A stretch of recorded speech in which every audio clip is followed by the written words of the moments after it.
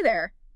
Ready for something pretty deep? I am? We're going to be diving into prayer today. Okay. Not just any prayer, though. We're No. going to be looking at how Jesus himself approached prayer. Sounds good. We're going to be using excerpts from a book called How to Pray Like Jesus. Okay. It's by Dr. Patrick Briney. Right. Hopefully we can glean some wisdom for our own lives. Yeah, it's fascinating how prayer for Jesus wasn't just a ritual, Right.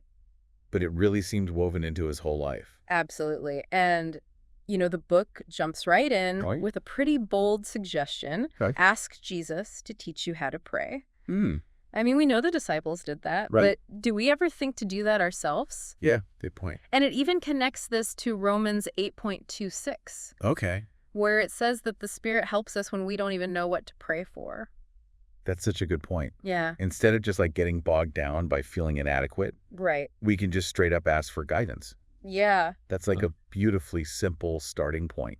it is. Yeah. So Dr. Briney goes on to analyze over 50 verses about Jesus's prayer life Wow. and breaks it down into private and public prayer. Okay. So I'm curious, when you were looking through all these examples, Yeah. what kind of insights jumped out at you?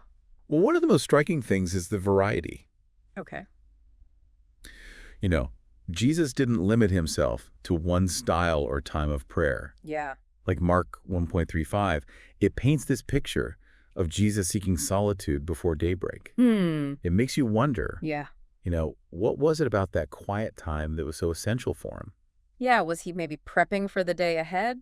Yeah, Mentally, spiritually? could be. I know I feel more centered when I've had a moment to myself before things get crazy. Yeah, creating space to connect with God Right. before the demands of ministry set in. Exactly. But then when people came looking for him, Right. he just seamlessly shifted into teaching and healing. Right. It highlights this balance he had between personal connection with God Yeah. and outward service to others. Yeah. It's interesting how the book mentions Jesus praying all night Oh, wow. before choosing his 12 disciples. Well, yeah, That's a serious commitment. it is. It makes you wonder what was running through his mind during those hours. I know, right? Was he wrestling with specific names? Right? Envisioning their roles? Yeah. Maybe even sensing the future challenges they'd face? Wow.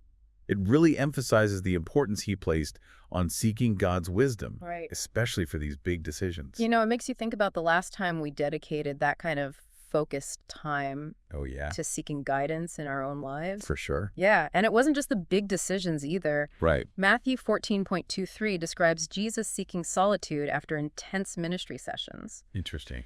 So it seems like he intentionally created space for reflection and renewal with God, Yeah? especially after pouring himself out for others. That resonates with me. It's Yeah. so easy to get caught up in the hustle and bustle Yeah. and just forget to pause and reconnect, especially after emotionally draining situations. Do you find that's true for you as well? Totally. Yeah. It makes you realize that this rhythm of connection and service, Yeah. it wasn't just a good idea for Jesus. Right. It was vital. Yeah. And we see that even more powerfully when he faces his own suffering. Like in the Garden of Gethsemane, Exactly. where he asks for the cup of suffering to pass, Right. but ultimately submits to God's will. It's raw, honest prayer. It is. And it speaks to like a core truth about our relationship with God. Yeah. It's not about dictating our desires, Right. but aligning ourselves with his will, Yeah. even when it's incredibly difficult. Absolutely. So we've talked about how Jesus approached private prayer. Right. What about public prayer? Okay. Did he pray differently when others were around? That's a great question. Yeah. The book points out that Jesus wove prayer into his public life Okay. in very natural ways.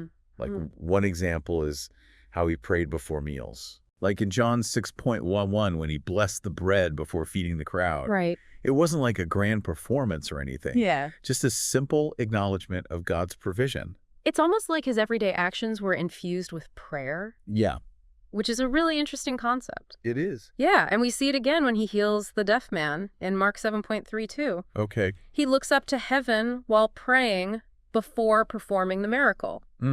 It wasn't about showing off his power, but acknowledging the source of that power. That's right. So even when doing something miraculous, Yeah, he acknowledged that it was God working through him. absolutely. That's a humbling perspective. It is. And then there's that powerful scene where he raises Lazarus from the dead Right? in John 11.41. Okay.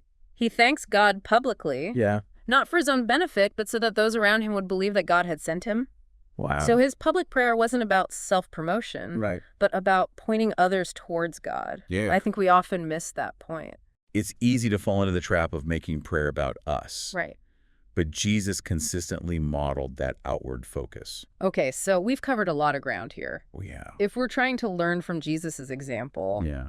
what are some practical takeaways for our own prayer lives? Well, one thing that stands out is the importance of praying, both privately and publicly. Right.